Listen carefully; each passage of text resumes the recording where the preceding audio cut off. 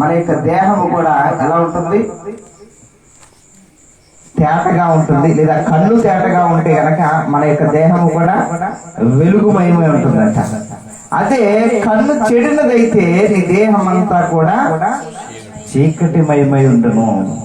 ఏమండి, ఇప్పుడు మనలో వెలుగు ఉండాలి అంటే గనక ఏ వెలుగండి? జీవపు వెలుగు. యేసుక్రీస్తు ప్రభువారు ఈ లోకానికి వెలుగుగా వచ్చి ఉన్నారు కనుక ఆ వెలుగు మనలో ఉండాలి అంటే మనము ఆయనను వెంబడించే వారుగా ఉండాలి. అలాగే మన యొక్క కన్నును కూడా మనము కాపాడుకోవాలి. మన యొక్క నేత్రము లేదా మన యొక్క కళ్ళు జాగ్రత్తగా మనము కాపాడుకోవాలి. ఎందుకంటే ఆ కన్ను చెడినదైతే, ఒకవేళ ఆ కన్ను పాపానికి ఆకర్షింపబడితే గనక దేహం అంతా కూడా చీకటైపోతుంది. మనలో వెలుగు అనేది మనలో ఉండదు. పాపము మనల్ని ఆకర్షించింది అనుకోండి, ఆ పాపము ఏమండి మనము ఆ పాపానికి ఆకర్షితమైతే గనక ఆ పాపమే తర్వాత మనల్ని ఏలుబడి చేస్తూ ఉంటుంది. ఏం చేస్తుందండి? ఏలుబడి చేస్తుంది. ఆ పాపానికి మనము బానిసలం అయిపోతూ ఉంటాం. ఇంకా ఆ పాపములో నుంచి అనగా ఆ చీకటిలో నుంచి బయటికి రావాలన్నా కూడా మనం ఎంత ప్రయత్నించినా కూడా బానిస అయిపోయిన తర్వాత ప్రయత్నించినా కూడా బయటికి రావడము దాదాపు అసాధ్యంగా ఉంటుంది. ఏమండి, కాబట్టి మన కన్నును మనము జాగ్రత్తగా చూసుకోవాలి. అందుకే దేవుని వాక్యం సెలవిస్తుంది, వ్యర్థమైన దానిని చూడకుండా నా కన్నులను త్రిప్పివేయము. కీర్తనకారుడు చెప్తున్నాడు, వ్యర్థమైన దానిని చూడకుండా నా కన్నులను త్రిప్పివేయము. మనం వెళుతూ ఉంటాం, అనేకమైన మరి సంఘటనలు కనబడుతూ ఉంటాయి, అనేకమైన మన కళ్ళ ముందు మెదులాడుతూ ఉంటాయి, మనల్ని ఆకర్షించేవి. అలాంటప్పుడు వాటిని చూడకుండా, దేవా మనం ఉన్నదే ఈ యొక్క పాపపు లోకంలో ఉన్నాము, మనం ఉన్నదే ఈ యొక్క చీకటి లోకంలో మనం ఉన్నాము గనక పాపం ఏలుబడి చేసి మరి అధికంగా ఏలుబడి చేసి ఈ లోకంలో ఉన్నాము గనక మనల్ని ప్రొటెక్ట్ చేసుకోవడానికి దేవునితో సంబంధం కలిగి దేవుని దగ్గర ఒక తీర్మానం చేసుకుని దేవుని దగ్గర అడుగుతూ ఉండాలి. భక్తుడు చెప్పినట్లుగా వ్యర్థమైన దాన్ని చూడకుండా నా కన్నులను త్రిప్పివేయము. అలాగ చేస్తే గనక దేవుని యొక్క వెలుగు మనలో ఉంటుంది. దేవుని స్తోత్రం, హల్లెలూయా. మూడవదిగా మనం చూసినట్లయితే నీతిమంతులుగా ఉండు వారిలో, వాక్య భాగం చూద్దాం. సామెతల గ్రంథము 13వ అధ్యాయము 9వ వచనము. సామెతల గ్రంథము 13వ అధ్యాయము 9వ వచనంలో మనం చూసినట్లయితే నీతిమంతుల వెలుగు తేజరిల్లును. ఏమండి, నీతిమంతుల వెలుగు తేజరిల్లుతూ ఉందంట. నీతిమంతులుగా ఉంటే 9వ వచనం, 13వ అధ్యాయం 9వ వచనం. నీతిమంతుల వెలుగు తేజరిల్లును, భక్తిహీనుల దీపము ఆరిపోవును. మనలో వెలుగు ఉండాలి అంటే గనక నీతిమంతులుగా ఉండాలి. నీతిమంతులుగా ఉండాలి అంటే ఎలాగో నీతిమంతులుగా ఉండగలము అంటే దేవుని యొక్క రక్తము చేత కడగబడింది.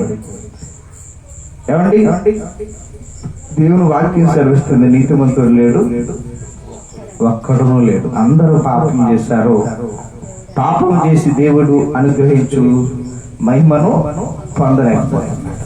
మరి నీతిమంతుడిగా ఈ పాపి నీతిమంతుడిగా మారాలి అంటే ఆ పాపి క్రీస్తు యొక్క రక్తము చేత కడగబడాలి.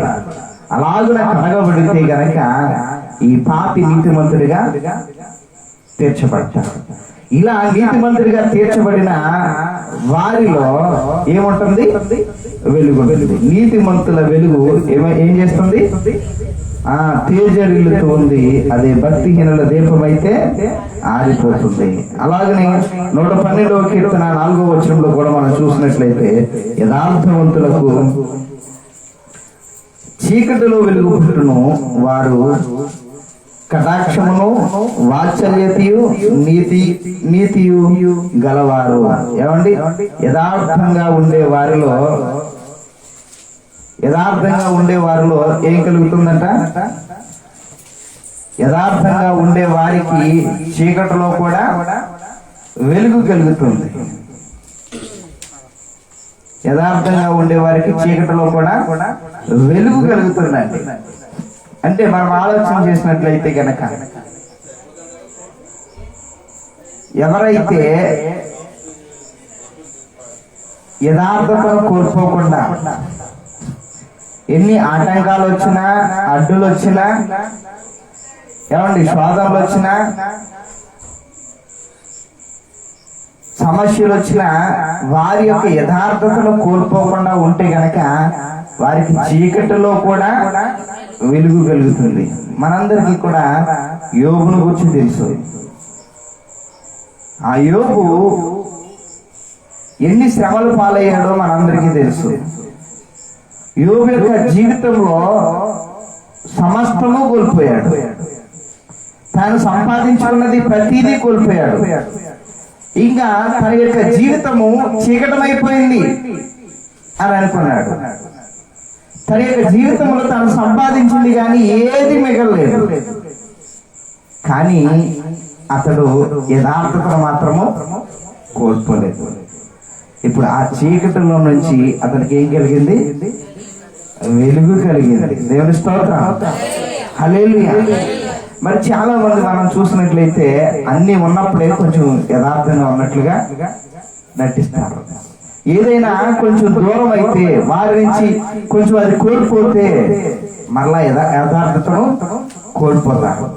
అంటే దేవుడు నన్ను పట్టించుకోవట్లేదు, దేవుడు నన్ను చూడట్లేదు, దేవుడు నా యొక్క ప్రార్థనను అంగీకరించట్లేదు, ఇంకెందుకు అని మరి అటు అడుగు ఇటు అడుగు వేసేవారుగా ఉంటారు. అలాగనైతే గనక మనం చూస్తున్నాం, భక్తిహీనుల దీపము అంటే భక్తి లేని వారు చేస్తారు. అలాగా భక్తిహీనుల దీపము ఆరిపోవని అంటున్నాడు. యథార్థంగా ఉంటే గనక చీకటిలో కూడా వారికి ఏం కలుగుతుందట? వెలుగు కలుగుతుంది. అంతా అయిపోయింది, నా జీవితం ఏమీ లేదు అని అనుకున్నా కూడా నీ యథార్థతను కోల్పోకుండా నీ ఉండగలిగితే గనక నీకు మరలా వెలుగు అనేది కలుగుతుంది. యోబు జీవితంలో అలాగే కలిగింది. మరి కోల్పోయిన దానికి రెండంతల ఆశీర్వాదాన్ని యోబు పొందుకున్నాడు. మూడోది, నాలుగోదిగా, ఐదోదిగా మనం చూసినట్లయితే దేవుని యందు నమ్మిక ఉంచు వారికి జీవపు వెలుగు ఉంటుందట. ఏముంటుందండి? దేవుని యందు నమ్మిక ఉంచు వారికి జీవపు వెలుగు ఉంటుంది. మనం చూసినట్లయితే కనుక 56వ కీర్తనలో మనం చూసినట్లయితే 56వ కీర్తన 11, 12 వచనాల్లో మనం చూసినట్లయితే, నేను దేవుని యందు నమ్మిక ఉంచి ఉన్నాను, నేను భయపడను, నరులు నన్నేమి చేయగలరు. దేవా, నీవు మరణములో నుండి నా ప్రాణమును తప్పించి ఉన్నావు. నేను జీవపు వెలుగులో దేవుని సన్నిధిని సంచరించున్నట్లు జారి పడకుండా నీవు నా పాదములను తప్పించి ఉన్నావు. దేవుని స్తోత్రం, హల్లెలూయా. దేవుని యందు నమ్మిక ఉంచే వారికి ఏం కలుగుతుందంట? జీవపు వెలుగు ఉంటుంది. కాబట్టి మనం ఆలోచన చేయాలి, దేవుని యందు నమ్మిక దేవుని యందు నమ్మకం ఉన్నప్పుడు మనం ఏమి కూడా భయపడవలసిన పని లేదు, దేనికి కూడా భయపడవలసిన పని లేదు. మనం యథార్థంగా ఉన్నప్పుడు, దేవుని మీద నమ్మకం ఉంచినప్పుడు ఎవరికి కూడా భయపడవలసిన పని లేదు. నరులు నన్నేం చేయగలరు, మనుషులు నన్నేం చేయగలరు, నా శత్రువులు నన్నేమి చేయలేరు. ఎందుకు చేయలేరు అంటే గనక, దేవా, నీవు మరణములో నుండి నా ప్రాణమును తప్పించి ఉన్నావు. ఎక్కడికి తప్పించావు? మరణములో నుండి నా ప్రాణమును తప్పించావు. ఇది భక్తుడు చెప్తూ ఉన్నాడు. అలాగే మనము కూడా అటువంటి సందర్భంలోనికి వెళ్ళిన వారమే, అటువంటి మరణ పడకల మీదకు వెళ్ళిన వారమే, మరణాపాయ స్థితిలోనికి మనము వెళ్ళిన వారమే. ఇప్పుడు మనుషులకు భయపడి దేవుని మీద నమ్మకం లేకుండా మనం చేసినట్లయితే మనలో వెలుగుండదండి. మనము మనుషులకు భయపడవలసిన పని లేదు. ఎందుకంటే నరులు అన్నేం చేయగలరు? నేను నమ్మిన దేవుడు, ఏమండి, నేను నమ్మిన దేవుడు నన్ను ఎక్కడి నుంచి బయటకు రప్పించాడు? మరణపాయములో నుండి. నీవు మరణములో నుండి నా ప్రాణమును తప్పించి ఉన్నావు. నేను జీవపు వెలుగులో దేవుని సన్నిధిలో సంచరించినట్లు జారి పడకుండా నీవు నా పాదములను తప్పించున్నావు. ఎంత బాగుందండి ఈ యొక్క మాట, ఏమండి. ఆ రోజు దేవుడు నన్ను తప్పించకపోతే, ఆ మరణములో నుంచి నన్ను తప్పించకపోతే, నా ప్రాణాన్ని రక్షించకపోతే ఈ రోజు ఈ వెలుగులో మనం నడిచేవారమా? ఈ వెలుగులో మనం నడిచేవారమా? ఇక్కడ ప్రతి ఒక్కరి జీవితంలో ఏదో ఒక శోధనలో మరణపు అంచుల దాకా వెళ్ళిన వారమే. మనం అనుకుంటాం ఆ సందర్భంలో ఈ రోజుతో నా యొక్క పని అయిపోతుందేమో, ఈ రోజుతో నా జీవితం ముగిసిపోతుందేమో. ఆ సందర్భంలో ఎంత ప్రార్థన రాకపోయినా అనుకుంటాం, ప్రభువా ఒకసారి నన్ను జ్ఞాపకం చేసుకో, నన్ను బ్రతికించు, ఇకనైనా నేను నీ కోసము బ్రతుకుతానని. ఇలాగనే మనం తీర్మానం చేసుకునే వారుగా మనము ఉండే ఉంటాం.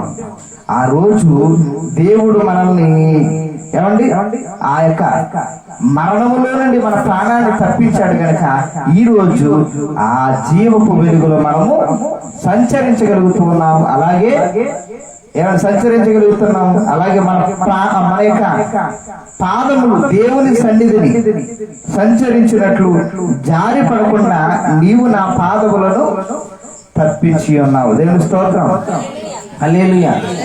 మనం కూడా దేవుని యందు పూర్తి నమ్మకాన్ని కలిగి ఉంటే ఆయన జీవపు వెలుగులోనే నడవగలం, సంచరించగలం, తిరగగలం.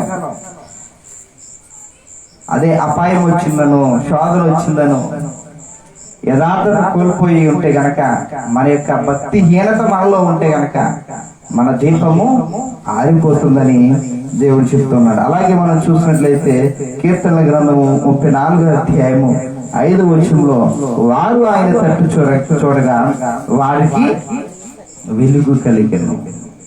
ఎవరి తట్టు చూడాలి? దేవుని తట్టు చూసే వారికి ఏం కలుగుతుంది? వెలుగు కలుగుతూ ఉంది. ఆయన తట్టు మనం చూడాలి. మన కన్నులు ఎప్పుడు కూడా ఆయనను చూసే కన్నులుగా ఉండాలి. అంతేగాని ఎవరు సాయం చేస్తారో అని, ఏమండి, ఎవరో ఏదో ఇస్తారో మన యొక్క కన్నులు ఉంటే గనక మనం ఎవరిని ఆశించినా కూడా ప్రతిఫలం ఉండదు. కానీ మన యొక్క కన్నులు ఎవరిని చూసేవిగా ఉండాలి? ప్రభువును చూసే కన్నులుగా ఉండాలి. ప్రభువును చూసే కన్నులు మన కన్నులు అయితే గనక మనకు వెలుగు కలుగుతుంది. కొండల తట్టు నా కన్నులు ఎత్తుచున్నాను, నాకు సహాయం ఎక్కడి నుంచి వచ్చును? ఎక్కడి నుంచి వస్తుంది? ఎక్కడి నుంచి రాదు. యెహోవా వలన నాకు సహాయము కలుగును. అలాగే మన యొక్క కన్నులు కూడా ఆ దేవుని వైపు చూసేవిగా ఉంటే గనక ఏ సందర్భమైనా సమయమైనా మనము ఏ స్థితిలో ఉన్నా కూడా ఆయన వైపు మనం చూచి ఆయనను మనము వేడుకొన్నట్లయితే, అడిగినట్లయితే గనక ఖచ్చితంగా ఆ సందర్భంలో, ఆ పరిస్థితిలో మనకి ఒక వెలుగు అనేది కలుగుతూ ఉంది, లేదా ఆ సహాయం అనేది కలుగుతూ ఉంది. చీకటిలో ఉన్న మన యొక్క జీవితాలు వెలిగించబడతాయి. నమ్మిన వారందరూ దేవుని స్తోత్రం చెప్తారు. హల్లెలూయా, హల్లెలూయా, హల్లెలూయా. ఎవరిలో వెలుగుంటుందండి? ఒకసారి విన్న మాటలు, ప్రభువును వెంబడించే వారిలో వెలుగుంటుంది. అలాగే కన్నుల ద్వారా పాపం చేయని వారిలో వెలుగుంటుంది. నీతిమంతులుగా ఉండే వారిలో వెలుగుంటుంది. యథార్థవంతులుగా ఉండే వారిలో వెలుగుంటుంది. దేవుని యందు నమ్మకించే వారికి జీవపు వెలుగుంటుంది. ప్రభు తట్టు చూసే వారికి వెలుగుంటుంది. మరి ఇలాగున ఆల్రెడీ మనము వెలుగును పొంది ఉన్నాము, లేదా వెలుగును కలిగి ఉన్నాము గనక మేమేం చేయాలి? ఏమండి, వెలుగును కలిగి ఉన్న విశ్వాసులుగా మేము ఉన్నామంటే ఆల్రెడీ యేసుక్రీస్తు ప్రభువారు మేము చీకటిలో ఉన్న మమ్మలను, ఆ పాపములో ఉన్న మమ్మలను లోకము నుంచి వేరుపరిచి ఆయన మా పాపములను క్షమించి ఆయన యొక్క శిలువ రక్తము ద్వారా మమ్మల్ని కడిగి పరిశుద్ధులుగా చేశాడండి, నీతిమంతులుగా చేశాడండి, చీకటిలో ఉన్న నాకు వెలుగును దయచేశాడండి అని మనం అనుకుంటూ ఉన్నాం. నేను వెలుగు సంబంధిగా ఉన్నాను అంటే గనక ఇప్పుడు నేనేం చెయ్యాలి అంటే గనక ఎఫెసీయులకు రాసిన పత్రిక 5వ అధ్యాయము 10వ వచనంలో, ఎఫెసీయులకు రాసిన పత్రిక 5వ అధ్యాయం 10వ వచనము మనం చూసినట్లయితే, ప్రభువుకి ప్రీతికరమైనదో, ప్రభువుకి ఏది ప్రీతికరమైనదో దాన్ని పరీక్షించు వెలుగు సంబంధుల వలె నడుచుకోండి. ఏం చేయాలండి? ఒకటి, వెలుగు సంబంధాల వలె నడుచుకోవాలి. అలాగే 9వ వచనం కూడా మనం చూస్తే, వెలుగు ఫలము సమస్త విధములైన మంచితనము, నీతి, సత్యమును వాటిలో కనబడుచున్నది. ఒకటి, వెలుగు సంబంధుల వలె నడుచుకోవాలి. అలాగే వెలుగు ఫలము ఫలించే వారంగా ఉండాలి. మంచితనము, నీతి, సత్యాన్ని మనం కలిగి ఉండాలి. అలా మంచితనము, నీతి, సత్యము కలిగి ఉంటే మనము కూడా వెలుగు ఫలము ఫలించే వారుగా ఉంటాం. అలాగే 2వ కొరింథీయులకు రాసిన పత్రిక 6వ అధ్యాయము 14వ వచనంలో మనం చూసినట్లయితే, అవిశ్వాసులతో మనము జోడుగా ఉండకూడదు. వెలుగును పొందిన మనము అవిశ్వాసులతో జోడుగా ఉండకూడదు. ఎందుకంటే వాక్యం సెలవిస్తుంది, మీరు అవిశ్వాసులతో జోడుగా ఉండకూడి, నీతికి దుర్నీతితో ఏమి సాంగత్యము, వెలుగుకు చీకటితో ఏమి పొత్తు. అంటే దీని అర్థం ఏంటంటే, అవిశ్వాసి చీకటిలో ఉన్నాడు, అవిశ్వాసి చీకటిలో ఉన్నాడు, పాపములో ఉన్నాడు గనుక పాపములో ఉండేవానికి వెలుగు సంబంధికి లేదా వెలుగులో ఉండేవారికి పోలిక, పొత్తు అనేది ఉండకూడదు. అందుకే అవిశ్వాసులతో జోడుగా ఉండకూడదు అని చెప్తూ ఉన్నాడు. అలాగే మత్తయి సువార్త 5వ అధ్యాయం 16వ వచనంలో మనం చూసినట్లయితే, మనుషులు మీ సత్క్రియలను చూచి పరలోకమందున్న మీ తండ్రిని మహిమపరచినట్లు వారి ఎదుట మీ వెలుగును ప్రకాశింపనీయుడి. దేవుని స్తోత్రం, హల్లెలూయా. ఏం చేయాలండి? వెలుగు పొందిన మనము మనుషులు మీ సత్క్రియలను చూసి, అనగా మీ యొక్క మంచి పనులను చూసి పరలోకమందున మీ తండ్రి మహిమపరచబడినట్లు వారి ఎదుట మీ వెలుగును ప్రకాశింపనీయుడి. మన వెలుగు ఎక్కడ ప్రకాశింపనీయాలండి? అన్యజనులు ఎదుట ప్రకాశింపనీయాలి. ఆ మనుషులు ఎదుట ప్రకాశింపనీయాలి. ఎందుకంటే మనం చేసే పని, మనం మాట్లాడే తీరు, మనం నడిచే నడవడిక ఫలానా వ్యక్తి దేవుని తెలుసుకుని దేవుని అంగీకరించి యేసుక్రీస్తు ప్రభువారిని అంగీకరించిన తర్వాత వారి యొక్క మాట మారింది, వారి యొక్క నడవడిక మారింది, వారి యొక్క ప్రవర్తన మారింది. ఇదంతా కూడా దానికి కారణం ఏమిటంటే, వారు యేసయ్యను తెలుసుకున్న బట్టి, వారు యేసయ్యను ఆరాధించడం బట్టి, వారు యేసయ్యను పూజించడం బట్టి వారిలో ఎంత మార్పు వచ్చిందండి అని. ఎవరికి మహిమ రావాలి? దేవునికి మహిమ రావాలి. అలాగూ వచ్చేటట్లుగా మనము అలాగ ప్రవర్తించగలిగితే, అలాగ నడవగలిగితే ఏమండి మన వెలుగు ఎక్కడ ప్రకాశిస్తుంది అంటే, ఒక మంచి సాక్ష్యాన్ని మనం కలిగి ఉండాలి. అంతే కదండి? మంచి సాక్ష్యం కలిగి ఉంటే సమాజంలో అది ఎవరి నామానికి మహిమ? దేవుని యొక్క నామానికి మహిమ.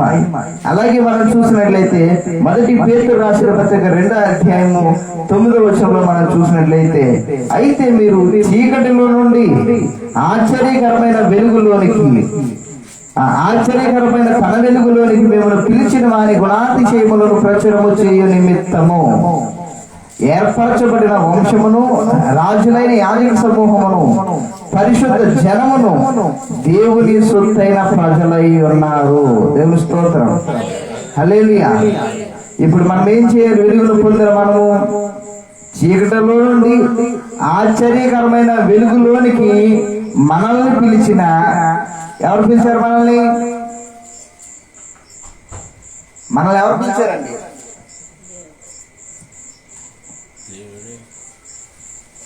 ఎవరు పిలిచారు? చీకటిలో ఉన్నామా లేదండి? మునుపు మనం ఎలాంటి వారము? పాపముల చేతను అపరాధముల చేతను చచ్చిన వారమై ఉన్నప్పుడు క్రీస్తు మనల్ని ఏం చేశాడు? ఆయనతో కూడా మనల్ని బ్రతికించాడు. ఏమండి? అలాగున చీకటిలో నుంచి ఆశ్చర్యకరమైన తన వెలుగులోనికి మనల్ని పిలిచిన వాని గుణాతిశయాలను మనం ఏం చేయాలి? ప్రచురము చేయాలి. ఆయన గురించి మనము తెలియజెప్పే వారముగా ఉండాలి. ఏమండి? ఆయన గురించి మనము తెలియజెప్పే వారముగా ఉండాలి. మనల్ని ఎవరు పిలిచారు? ఎవరి ద్వారా మనకి ఈ యొక్క రక్షణ కలిగింది? ఎవరి ద్వారా మనము అభివృద్ధి పొందుతూ ఉన్నాము? ఎవరి ద్వారా మనము ఆశీర్వదింపబడుతూ ఉన్నాము? ఆయన పేరేంటి? ఆయన యొక్క లక్షణాలు ఏంటి? ఆయన యొక్క గుణం ఏంటి అనేది మనము ప్రచురము చేయాలి. ఇందాక మొట్టమొదట చదివాం లోక సువార్త 2:9 వచనంలో. అక్కడ సందర్భంలో గొర్రెల కాపరులు చీకటిలో ఉన్నారు. ఏమండి? చీకటిలో ఉన్నారు. సమాజానికి దూరంగా ఉన్నారు. సమాజానికి దూరంగా ఉంటూ వారి పని వారు చేసుకుంటున్నారు. ఏ పని చేసుకుంటున్నారండి? గొర్రెలను కాచుకుంటూ ఉన్నారు. గొర్రెలను కాచుకుంటూ ఆ యొక్క అర్ధరాత్రి వేళలో వారు ఉన్నప్పుడు ప్రభువు దూత వారికి ప్రత్యక్షమై, ఏమండి? ప్రభువు దూత వారికి ప్రత్యక్షమైనప్పుడు వారి దగ్గరకు వచ్చి నిలిచినప్పుడు ప్రభువు మహిమ వారి చుట్టూ ప్రకాశించినప్పుడు వారు మిక్కిలి భయపడ్డారు. భయపడిన తర్వాత అప్పుడు ఆ దూత అంటుంది, అయితే భయపడకూడి, ఇదిగో ప్రజలందరికీ కలగబోవు మహా సంతోషకరమైన సువార్తమానము నేను మీకు తెలియజేయుచున్నాను. దావీదు పట్టణమందు నేడు రక్షకుడు మీ కొరకు పుట్టి ఉన్నాడు అని ఈయన ప్రభు అయిన క్రీస్తు అని దానికి ఆనవాళ్ళు చెప్తూ ఎక్కడ పుట్టాడు ఏంటో ఆ యొక్క సమాచారం అంతా కూడా దూత ఆ గొర్రెల కాపర్లకు చెప్పింది. చెప్పినప్పుడు ఈ గొర్రెల కాపర్లు ఏం చేశారు? మనకి ఎందుకులే అని ఊరుకున్నారా? వారు ఎక్కడున్నారు? అప్పటి వరకు చీకటిలో ఉన్నారు. ఎప్పుడైతే దూత వచ్చిందో ఎప్పుడు చూడని వెలుగు వారిని చూశారు. ఎప్పుడు చూడని వెలుగును వారు చూడగలిగారు. వెలుగు ప్రకాశించిన తర్వాత వారు వెలుగులోనికి వచ్చిన తర్వాత చీకటిలో నుంచి దేవుని దూత అక్కడికి వచ్చేసరికి వెలుగు వచ్చేసింది. ఆ వెలుగును చూసిన తర్వాత ఇంకా చీకటిలో ఉండడానికి వాళ్ళకి మనసు ఒప్పలా. అర్థమైందండి మీకు? చీకటిలో ఉండడానికి వారికి మనసు అంగీకరించలా. ఇదిగో దూత ఏ మాట అయితే చెప్పిందో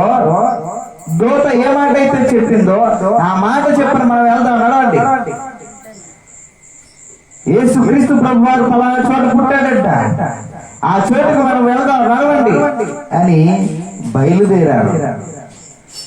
బయలుదేరిన వారు యేసుక్రీస్తు ప్రభు వారి దగ్గరకు వచ్చారు, చూశారు. చూసిన తర్వాత ఆ యొక్క దూత ఏ మాటలైతే చెప్పిందో ఆ మాటలను తల్లి అయిన మరీకి చెప్తూ ఉన్నారు. ఏమండి? తర్వాత అక్కడ ఉన్న వారికి చెప్తూ ఉన్నారు. తర్వాత ఎక్కడో సమాజానికి వెలుపల ఉన్నవారు సమాజంలోనికి వచ్చి ఇలా యేసు పుట్టాడట, దావీదు పట్టణంలో పుట్టాడు, ఆయన మేము చూసాము, ఆయన రక్షకుడు అంట, మనలాంటి వారికి మనకు వెలుగునివ్వడానికి వచ్చాడట, మనల్ని రక్షించడానికి వచ్చాడట అని ప్రచురణ చేసి ఉన్నారు. దేవుని స్తోత్రం. హల్లెలూయా. ఆయన యొక్క గుణాతిశయములను, ఏమండి చదివాం కదా, చీకటిలో నుంచి ఆశ్చర్యకరమైన వెలుగులోనికి మిమ్మల్ని పిలిచిన వారి గుణాతిశయములను ప్రచురణ చేయ నిమిత్తము వారిని ఎక్కడి నుంచి ఎక్కడ పిలిచాడు? చీకటిలో నుంచి వెలుగులోనికి పిలిచాడు. అదే విధంగా గొర్రెల కాపర్ల వంటి పాపములో చీకటిలో ఉన్న మనలను దేవుడు ఆశ్చర్యకరమైన తన యొక్క వెలుగులోనికి పిలిచి ఉన్నాడు. గొర్రెల కాపరులు ఏ రీతిగా అయితే యేసుక్రీస్తు ప్రభు వారిని గురించి ప్రకటించిన వారై ఉన్నారో అలాగనే మనము కూడా ఎవరి గురించి ప్రకటించాలి?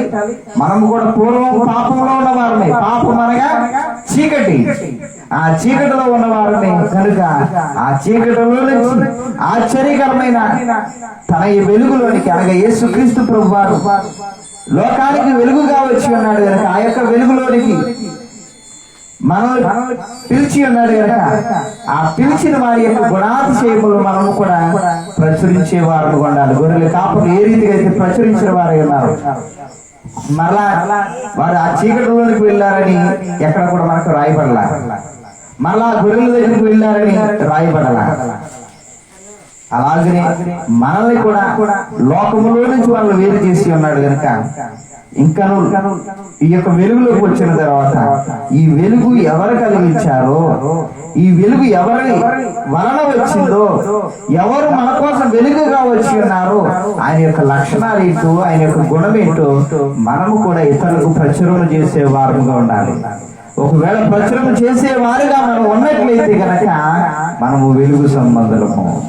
ఒకవేళ లేకపోతే గనక ఇప్పుడైనా కూడా మనం తెలుసుకోవాలి, యేసుక్రీస్తు ప్రభువారు నా కోసం వెలుగుగా వచ్చి ఉన్నాడు. అయ్యో నేను పాపిని, నాలో వెలుగు లేదు. ఒకవేళ నేను ఆయన వెంబడిస్తే గనక ఆ వెలుగులో నేను కూడా ఉండగలుగుతాను. ఒకవేళ ఆయన వెంబడిస్తే గనక నేను కూడా ఆయన చూసినట్లయితే గనక నాకు వెలుగు కలుగుతుందట.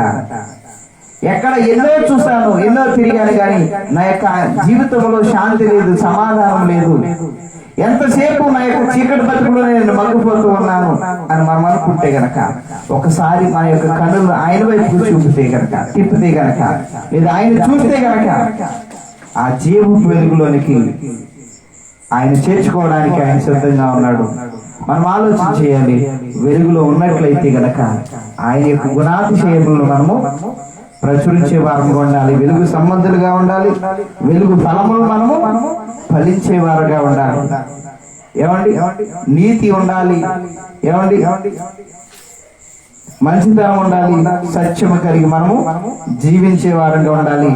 అవిశ్వాసులతో మనకి, చీకటితో మనకి పొత్తు అనేది ఉండకూడదు. సత్క్రియల చేత ప్రభువుని మహిమపరచాలి, ప్రభు యొక్క గుణాతిశయములను ప్రచురము చేయాలి. ఆ రీతిగా చేసినట్లయితే గనక, అలాగే మనం చేసినట్లయితే అదే క్రిస్మస్ మాట.